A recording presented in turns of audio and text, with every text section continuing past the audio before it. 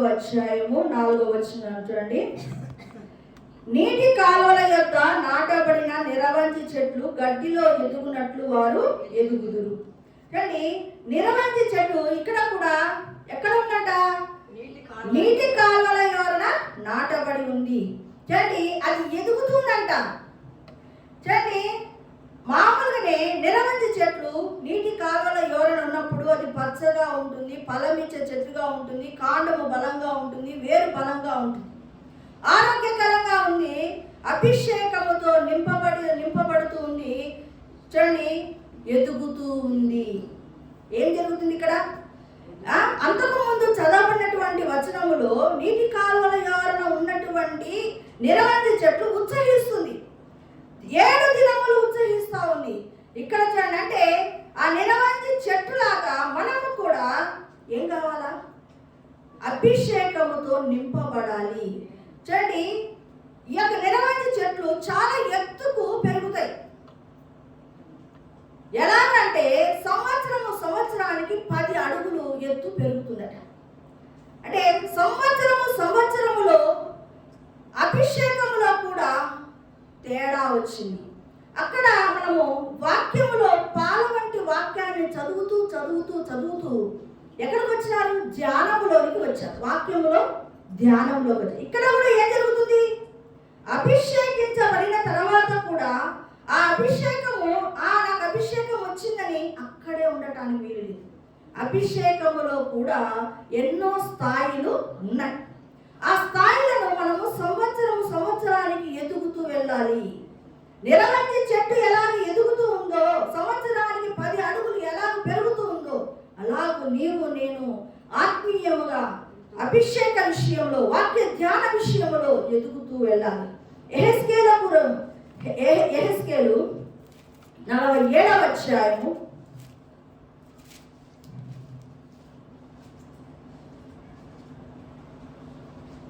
1వ వచనం చూడండి, చదువుతున్నాను.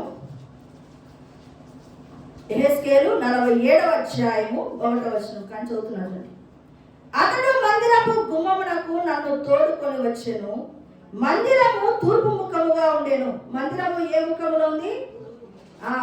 నేను చూడగా మందిరపు గడప కింద నుండి నీళ్లు ఉపికి తూర్పుగా పారుచుండెను. ఆ నీళ్లు బలిపీఠమునకు దక్షిణముగా మందిరపు కుడి ప్రక్కను క్రింద నుండి పారుచుండెను.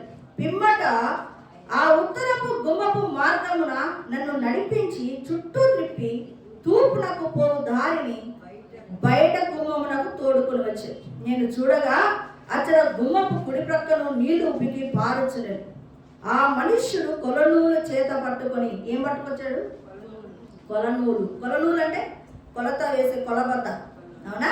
కొలనూలు చేత పట్టుకొని తూర్పు మార్గమున బయలు వెళ్ళి 1000 మూరలు కొలిచి, ఎన్ని మూరలు కొలిచాడు? 1000 మూరలు కొలిచి ఆ నీళ్ళ గుండా నన్ను నడిపింపగా నీళ్లు చీలమండ లోతు ఉండేది. ఆయన మరీ 1000 మూరలు కొలిచి నీళ్ళ గుండా నన్ను నడిపింపగా నీళ్ళు ఎక్కడికి వచ్చాయి? మోకాళ్ళ లోతుండేవి. ఇంకా ఆయన 1000 మూరలు కొలిచి నీళ్ళ గుండా నన్ను నడిపింపగా నీళ్లు మొలలోతు ఉండేవి. ఆయన ఇంకా 1000 మూరలు కొలవగా నీళ్లు మిక్కిలి లోతయి నేను దాటలేనంత నది కనబడింది. దాట వీలు లేకుండా ఈదవలసినంత నీరు గల నది ఆయనే. ఇక్కడ తూర్పు గుమ్మము దగ్గర నుంచి నీళ్లు పారుతున్నాయి. చూడండి, కొలబద్ద పట్టుకొని వచ్చాడు ఆయన. ఇక్కడ యెహెజ్కేలుతో దేవుడు మాట్లాడుతున్నటువంటి విషయం. కొలబద్ద పట్టుకొని వచ్చాడు. 100 మూరలు ఏం చేశాడు? చేత పట్టుకొని కొలిచి నీళ్ళ ముందు నడిపించినాడు. 1000 మూరలు కొలిచి నీళ్ళ ముందు నడిపించాడు. అది నడిపించినప్పుడు ఆ యొక్క నీళ్ళు ఎక్కడికి వచ్చినాయి? ఫస్ట్ చీలమండల లోతుకు వచ్చినాయి. మళ్ళా 1000 మూరలు నడిపించాడు. అప్పుడు ఎక్కడికి వచ్చినాయి నీళ్ళు? మోకాళ్ళలో. నెక్స్ట్ 1000 మూరలు మన లోతులు అంటే నడుము వరకు వచ్చాయి. తర్వాత 1000 మూరలు మిక్కిలి లోతయ్యి దాటలేనంత పరిస్థితి వచ్చింది. ఇక ఏంటి? నెక్స్ట్ ఈదవలసినంత పరిస్థితి వచ్చింది. ఇదంతా కూడా అభిషేకానికే సాదృశ్యము. ఫస్ట్ స్టెప్ లో నీ అభిషేకము చీలమండల లోతు వరకు ఉంటుంది. ఇంకా ప్రార్థన చేసి, ప్రభువా నాకు బలమైన అభిషేకం దయచేయమని దేవుని పాద సన్నిధిలో నీవు అడిగినప్పుడు నీకు ఇంకా కొంచెం అభిషేకాన్ని ఇస్తాడు. అది మోకాల లోతు వరకు ఉంటుంది. మనకి అభిషేకం రాగానే మన ఫీలింగ్ అంతా మారిపోయి ఉంటుంది. నాకు అభిషేకం వచ్చేసింది, ఇక నా ద్వారా జరిగే కార్యాలే వేరు కాదు. అభిషేకంలో కూడా ఎన్ని రకాల తేడాలు కనపడుతున్నాయి చూడండి. అంటే ఒక్కొక్కరికి చీలమండల లోతు అభిషేకం, మోకాల లోతుండే అభిషేకం, మొలలోతుండే అభిషేకం, దాటలేనంత అభిషేకం, అంటే కేవలం ఈదగలిగిన, అంటే ఈదే అటువంటి అభిషేకం, అది టాప్ మోస్ట్. అంటే అభిషేకము చూడండి, ఇక్కడ నిరవంజి చెట్టు ఎలాగూ సంవత్సరము ఎదుగుతూ ఉందో అలాగా మన అభిషేకము కూడా సంవత్సరానికి ఎదుగుదలనే ఉండాలి, కానీ తరగబడదు. అది మనము నేర్చుకోవలసింది. చూడండి, ఇప్పుడు ఈ చెట్టు నిరవంజి చెట్టు ఎక్కడ ఉంది? నీటి కాలువల యోరణ ఉంది. సరే, ఏ చెట్టు అయినా నీటి కాలువల యోరణ ఉంది అంటే ఆ చెట్టు పచ్చగా ఉంటుందా లేదా? అవునా? చూడండి, అక్కడ 8వ వచనాన్ని చూడండి. అప్పుడు ఆయన నాతో, ఇక్కడ పైన 7వ వచనం చూడండి, నేను తిరిగి రాగా నదీ తీరమున ఇరుప్రక్కల చెట్లు విస్తారముగా కనబడెను. తిరిగి మళ్ళా కొలిచి వచ్చాడు, మళ్ళీ తిరిగి వచ్చేసాడు, మళ్ళీ ఫస్ట్ ప్లేస్కి వచ్చాడు. ఫస్ట్ ప్లేస్కి వస్తే అక్కడ ఏంటంటే నదికి ఇరుపక్కల ఏమున్నాయంట? విస్తారమైన చెట్లు ఉన్నాయి. విస్తారమైన చెట్లు ఎందుకు వస్తాయి చూడండి, అక్కడ నది ప్రవహిస్తూ ఉంది. అవునా? విస్తారమైన చెట్లు ఉన్నాయి. అప్పుడైనా నాతో ఇక్కడ నేను ఈ నీళ్లు ఊపికి తూర్పుగానున్న ప్రదేశం నాకు పారి అరబాలోనికి దిగి సముద్రములో పడును. అప్పుడు సముద్రపు నీళ్లు మంచి నీళ్ళు. మామూలుగా సహజంగా సముద్రపు నీళ్ళు ఎలా ఉంటుంది? ఉప్పు నీళ్ళు. మరి ఇదేంటి, ఈ సముద్రం ఎలా అయిపోయింది? మంచి నీళ్ళలాగా. సముద్రం నీళ్ళు ఉప్పగా ఉంటుంది సహజంగా. మనం ఎక్కడైనా సముద్రం నీళ్ళు తాగొద్దండి, సముద్రం నీళ్ళలో ఉప్పు ఎక్కువ ఉంటుంది కాబట్టి కిడ్నీస్ని ఫెయిల్ చేస్తుందని సముద్రపు నీరుని మనము మంచి నీళ్ళుగా మారుస్తాం. ఉప్పునంతా కాగబెట్టి ఉప్పును తీసేసి ఎన్నో ప్రాసెస్లు చేసి మంచి నీళ్ళుగా మార్చుకుంటాం. చూడండి, ఇక్కడంట ఏమైపోయింది? నీళ్ళు ఉప్పికి తూర్పుగా ఉన్న ప్రదేశంలో పారి అరబాలోనికి దిగి సముద్రములో పడును. అప్పుడు సముద్రపు నీళ్లు మంచి నీళ్ళు. వడిగా పారు ఈ నది వచ్చి చోట నెల జలచరములన్నీ బ్రతుకు. మంచినీళ్ళు ఎక్కడ ఉంటాయో అక్కడ ఏమవుతుంది? జలచరాలు. జలచరాలు అంటే చేపలు, తాబేళ్ళు, స్టార్ ఫిష్లు, ఆక్టోపస్లు అన్ని నీళ్ళలో ఉన్నటువంటి ప్రతి జీవి కూడా ఏమవుతుంది? బ్రతుకుతుంది. చూడండి, ఇక ఏముంది? ఈ నీళ్లు అక్కడి నుండి వచ్చటం వలన ఆ నీళ్లు మంచి నీళ్ళను గనక చేపలు బహు విస్తారములను. ఈ నది ఎక్కడికి పారును అక్కడ సమస్తమును బ్రతుకు. చేపలే కాదు, జలచరాలే కాదు, అక్కడికి వచ్చి ఏ పశువులు నీళ్లు తాగినా, మనుషులు నీళ్లు తాగినా అక్కడ ఏమైతే? సమస్తము బ్రతుకును. విస్తారమైన చేపలు, మంచి నీళ్ళు ఎక్కడ ఉంటాయి? అక్కడ చేపలు విస్తారం అవుతాయి. అవునా? అంటే ఇక్కడ నీవు అభిషేకించబడితే ఏమైపోతుందంటే నీ ద్వారా అనేకమైనటువంటి ఆత్మలు ఏమైపోతాయి? పట్టబడతాయి. అవి నీ యొక్క అడుగుచాడలలో నడిచి బ్రతకగలుగుతాయి. సమస్తం అంటే నీ దగ్గరకు వచ్చినటువంటి ప్రతి ఒక్క ఆత్మ ఏమైపోతుంది? బ్రతుకుతుంది. వాళ్ళు కూడా మంచి నీళ్ళలాగా, వాళ్ళు కూడా ఇతరులకు ఉపయోగకరంగా మారే రీతిలో అవుతారు. ఇది మనకు అంటే అభిషేకమును గురించినటువంటి మాటలు. అభిషేకం అని చెప్తుంటారు, కానీ అభిషేకం అనేది అది ఎన్నో అంటే రకాలుగా ఉంది. చూడండి, ఎదిగేటటువంటి అభిషేకం అంటే ఆ అభిషేకం కూడా ఏంటి? పొంగి పొరలే ఆత్మ వరకు ఉంది. చీలమండల లోతులు, మోకాళ్ళు, మొల వరకు, తర్వాత ఈదలేనంత అభిషేకము ఉంది. ఇక్కడ మనకు వాక్యము 2 రకాలుగా కనబడుతుంది. తర్వాత అభిషేకము కూడా తేడాగా మనకు కనపడుతుంది. అంటే మనం ఎదిగే కొద్దీ మనలో అభిషేకము కూడా ఏమవుతుంది, మార్పు చెందుతూ వస్తుంది.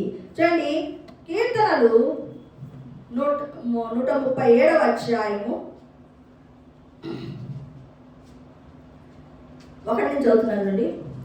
బబులోను నదుల యొద్ద కూర్చుండి ఉన్నప్పుడు మనము సియోనును జ్ఞాపకము చేసుకొని ఏడ్చుచుంటిమి.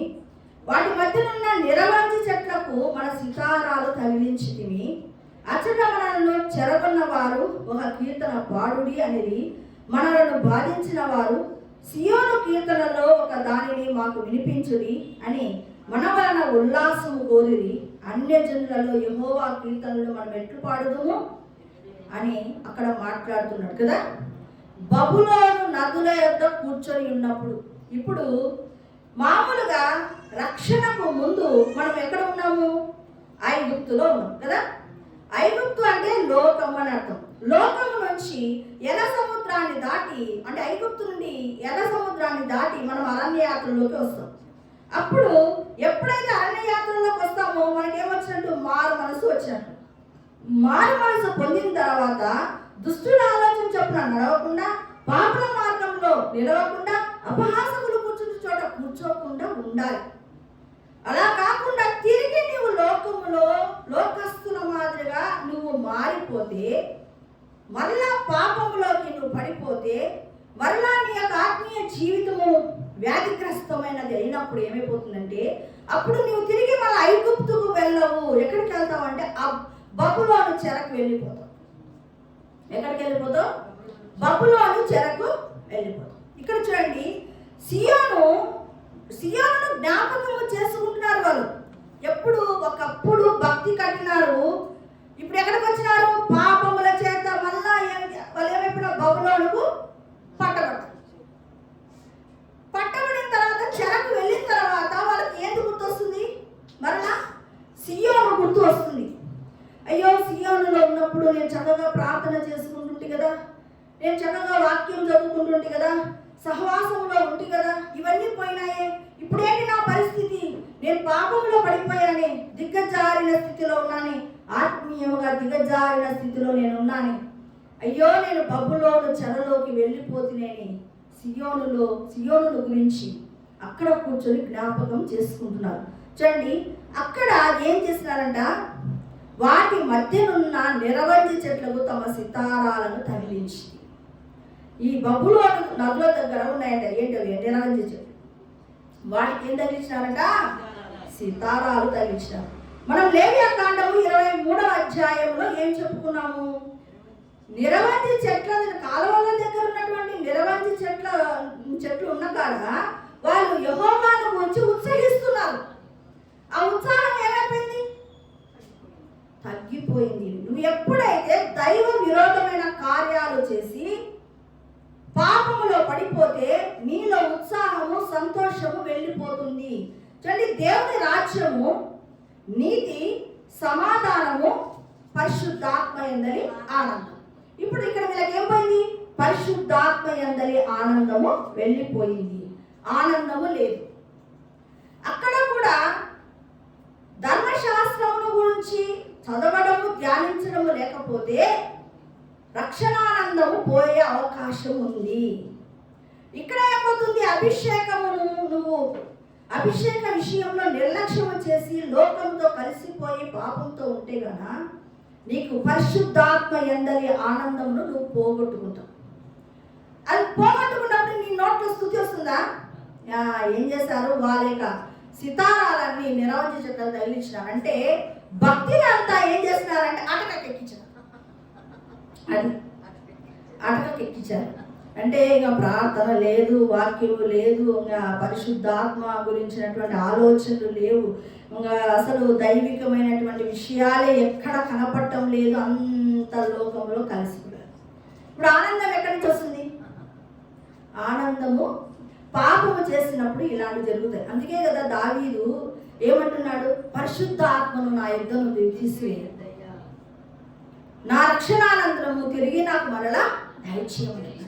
అంటే బత్సబా దగ్గర పాపం చేశాడు కాబట్టి పరిశుద్ధాత్మ ఆనందము పక్కకు పోయింది, రక్షణ ఆనందం కూడా పోయింది. ఎప్పుడైతే మనము ఇలాగా పాపము చేసినప్పుడు ఏమైపోతుందంటే చెరగా పట్టుకొని పోవడము జరుగుతుంది. అప్పుడు నీ హృదయంలో సంతోషం, నేను ఏంటి యేసుప్రభుని నమ్ముకున్నానా, నిజంగా నాలో యేసు ఉన్నాడా, నేను యేసుప్రభుని నమ్ముకున్న బిడ్డనేనా, నాకు రక్షణ ఉందా, నాలో ఏంటి ఏ ఆనందం లేదు, ఎక్కడ సంతోషం కనపడటం లేదు, మామూలు జీవితమే కనబడుతుందంటే అదంతా కారణం నువ్వేమా. నీ ప్రార్థన జీవితం లేదు, నీ వాక్య ధ్యానం లేదు, నువ్వు పూర్తిగా లోకంలో కలిసిపోయావు. ప్రత్యేకించబడిన వారమని ఎరిగి ఉండి కూడా నువ్వు లోకస్తుల మాదిరిగా ప్రవర్తించావు. చూడండి, అచ్చటంగా చెరగొన్నవారు, బబులోను వాళ్ళు చెరగొన్నారు కదా వీళ్ళను, ఒక కీర్తన పాడుడి అంటున్నారంట. చూడండి, వీళ్ళ యొక్క భక్తి ఎవరికి తెలిసింది? బబులోను వాళ్ళకి తెలిసింది. బబులోను వాళ్ళకి వాళ్ళ యొక్క భక్తి, వాళ్ళ పాటలు, వాళ్ళ స్తుతియాగము బబులోనుకు తెలిసింది. అందుకు మమ్మల్ని కూడా సంతోషపరచండి, ఒక పాట పాడండి అని అంటే వాళ్ళకి పాట రావటం లేదు. ఎందుకు రావటం లేదు? అంత అటక ఎక్కింది, భక్తి అంతా ఏమైపోయింది, అటక ఎక్కింది. ఇప్పుడు సంతోషం లేదు, ఆనందం లేదు. ఇప్పుడు ముసలమ్మ ముచ్చట్లంటే ఎంత ఆనందమని, పాపులు ఎక్కడ ఉంటారో అక్కడ కూర్చొని మాట్లాడాలంటే ఎంత ఆనందమని, అపహాసకులు ఎక్కడ ఉంటారో అక్కడ కూర్చొని మాట్లాడాలంటే ఎంత ఆనందమని, అవన్నీ పాత బ్రతుకును అని మనము వినాలా? ఏమవుతుంది, మరి ఏం చేస్తున్నాం మనము? అక్కడికి వచ్చేస్తున్నాం. అదే చూడండి, అక్కడ మన జీవితంలో జరుగుతున్న చూడండి, 3వ వచనం మధ్యలో చూడండి, సియోను కీర్తనలో ఒక దానిని మాకు వినిపించుడి అని మనల్ని ఉల్లాసం కోరిరంట. వాళ్ళే అంటే ఎగతాళి అయిపోయింది వాళ్ళకి. మన భక్తి ఏమైపోయింది? ఎగతాళి అయిపోతాం మనము. ఇలాగ యేసుప్రభుని నమ్ముకున్నామని చెప్పి మన బ్రతుకు సరిగా లేకపోతే ఇతరుల ఎదుట మనం ఎగతాళిగా మాత్రం. చూడండి, అన్య దేశంలో యెహోవా కీర్తనలు మనం ఎట్లు పాడదు? వాళ్ళకు నోరు రావటం లేదు. ఎందుకంటే అన్య దేశంలో ఉన్నారట, చెరలో ఉన్నారు. వాళ్ళకి ఏమైనా వస్తుందా? రాదు. చూడండి, సంసోను జీవితంలో జరిగింది అది. సంసోను జీవితంలో మంచి అభిషేకముతో నింపబడినటువంటి సంసోను పాపం చేసినప్పుడు ఏమైపోయింది? పరిశుద్ధాత్మ ఎందరి ఆనందాన్ని పోగొట్టుకున్నాడు, అంటే అభిషేకమును పోగొట్టుకున్నాడు. ఇక ఏమైపోయింది? తిరగలి విసిరేటటువంటి పరిస్థితి. చూడండి, అక్కడ ఒక మాట చెప్పబడింది, నిరవంజి చట్టం గురించి చెప్పబడింది. చూసారా, న్యాయాధిపతులు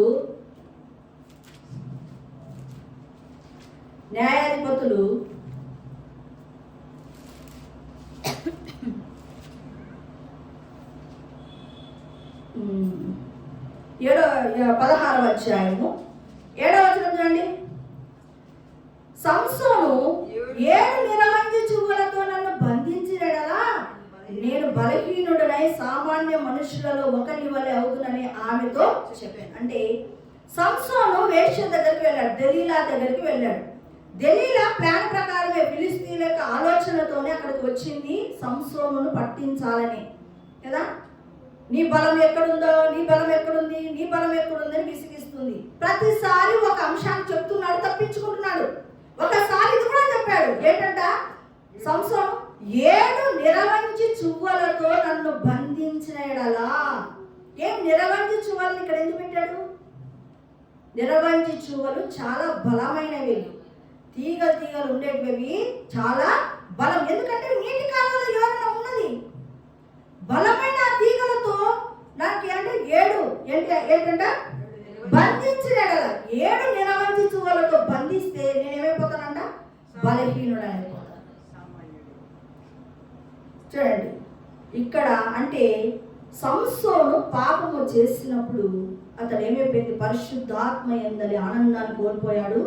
ఇప్పుడు సంసోనులో స్తుతి ఏమి రావటం లేదు, దుఃఖం ఉంది. ఒక మాట అంటున్నాడు, ఏంటి? ఒక్కసారి ప్రభువా నన్ను జ్ఞాపకము చేసుకో. ఏమంటున్నాడు ఇక్కడ? చదవండి, 28వ వచనం చూడండి. అప్పుడు సంసోను యెహోవా ప్రభువా దయచేసి నన్ను జ్ఞాపకము చేసుకొనుము. దేవా దయచేసి ఈసారి మాత్రమే నన్ను బలపరచు. నా 2 కన్నుల నిమిత్తము ఫిలిష్తీయులను ఒక్కసారే దండించి పగ తీర్చుకొని నిమ్మని యెహోవాకు మొరపెట్టి. చూడండి, శత్రువుల చేతికి అప్పగించబడ్డాడు, చాలా దుఃఖించాడు. ఇవన్నీ ఉపమానాలు మనకి ఇవన్నీ ఎందుకు రాసి పెట్టాడంటే, ఇలాంటి బ్రతుకొద్దమ్మా, రేపు పొద్దున సంవత్సరంలాగా నువ్వు కూడా చెరకు కొనబోబడతావు, కష్టపడతావు. అక్కడి నుంచి నువ్వు బయటికి రావాలంటే చాలా వెల చెల్లించాల్సింది వస్తుంది అని దేవుడు ఇవన్నీ పెట్టింటాడు. కానీ ప్రతిదీ కూడా మనం స్టోరీ లాగా రిసీవ్ చేసుకుంటాం. అరే సండే స్కూల్ స్టోరీస్ చెప్తుంటే పిల్లలు చాలా ఆనందిస్తుంటారు, అలాగా మనం ఆనందిస్తున్నాం వాటిని. కానీ ఇవి మన జీవితంలో ఇంప్లిమెంటేషన్కి ఇవన్నీ పెట్టినవి.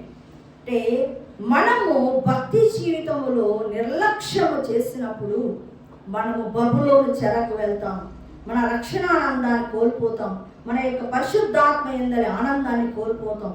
అలా కోల్పోయినప్పుడు నువ్వు మొత్తం లోకస్తుల కంటే అధ్వానమైనటువంటి పరిస్థితిలోకి వెళ్ళిపోతావు.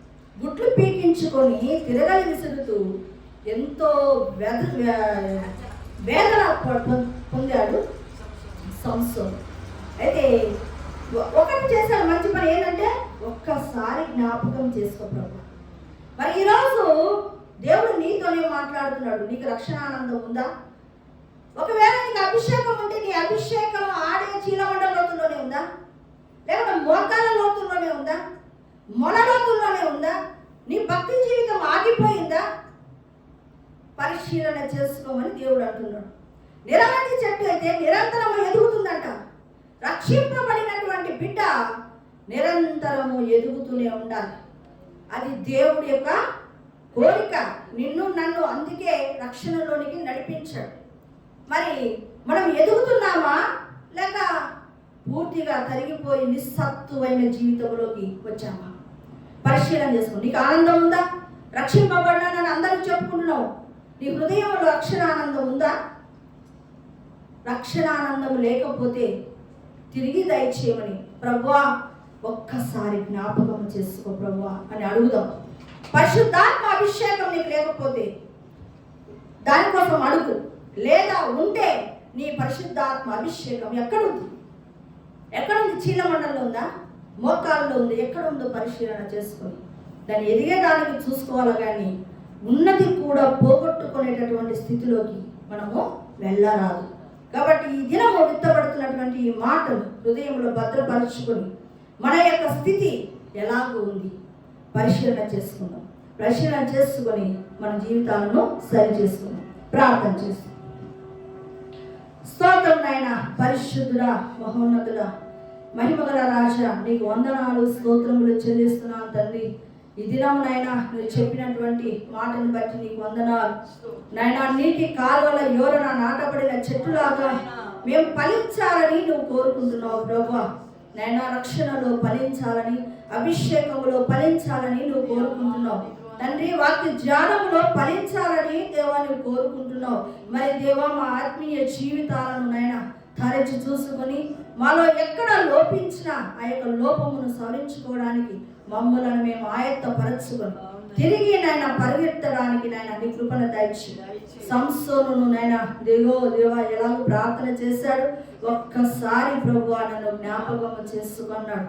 ఆ రీతిగా ప్రభువా నీ పాసన్నిధిలో ఉన్నటువంటి మేమందరము కూడా నాయన ఇదిగో తండ్రి మరలా ఉత్తేజము పొందుకొని దేవా ఇదిగో జీవముతో అడుగులు ముందుకు వేయడానికి నీ కృప అందరికీ అనుగ్రహించండి నాయన. ఫలించే చెట్టులాగా నైనా మేము నాయన నిరంతరం ఎదుగుతుండటానికి నీ కృపను అనుగ్రహించమని ఈ మాటలు హృదయములు అంతరంగములు ముద్రించి ఫలింపచేయమని యేసు నామములో అడుగుతున్నాం తండ్రి, ఆమేన్. యేసు రక్తమే జయం, ప్రవేశ రక్తమే జయం, ప్రవేశం సంపూర్ణ జయం కలుగును గాక, ఆమేన్.